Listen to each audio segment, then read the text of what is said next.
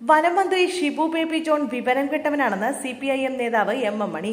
കടപ്പുറത്ത് കിടക്കുന്ന വനമന്ത്രിക്ക് വനത്തെക്കുറിച്ച് എന്തറിയാമെന്നും മണി ചോദിച്ചു. അയാൾക്കൊന്നും അറിയില്ല.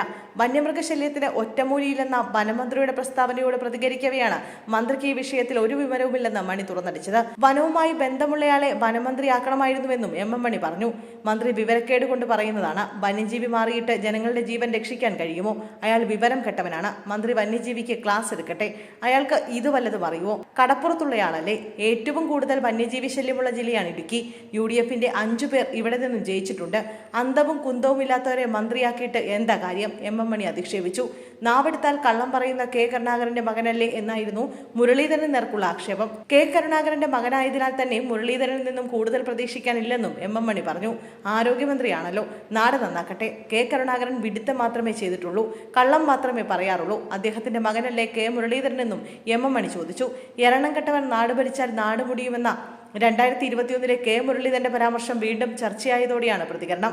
അതേസമയം മനുഷ്യജീവിതത്തിന് പാരയായി നിൽക്കുന്ന ഏത് മൃഗങ്ങളെയും നേരിടുക വേണമെന്നും ഒരു വഴിയുമില്ലെങ്കിൽ അവയെ കൊന്നുകളയുന്നതിൽ തെറ്റില്ല എന്നുമാണ് തന്റെ അഭിപ്രായമെന്ന് MM മണി പറഞ്ഞു. ഹൈറേഞ്ച് മേഖലയിൽ തങ്ങൾക്ക് പണ്ട് മുതൽക്കേ വന്യമൃഗങ്ങളെ നേരിട്ടാണ് വളർന്നതെന്നും അദ്ദേഹം കൂട്ടിച്ചേർത്തു.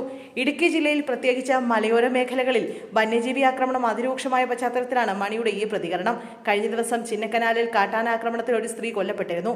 ഇതേ തുടർന്ന് സർക്കാരിനെതിരെ ശക്തമായ പ്രതിഷേധവുമായി മുന്നോട്ടു പോകാനാണ് CPIM തീരുമാനം.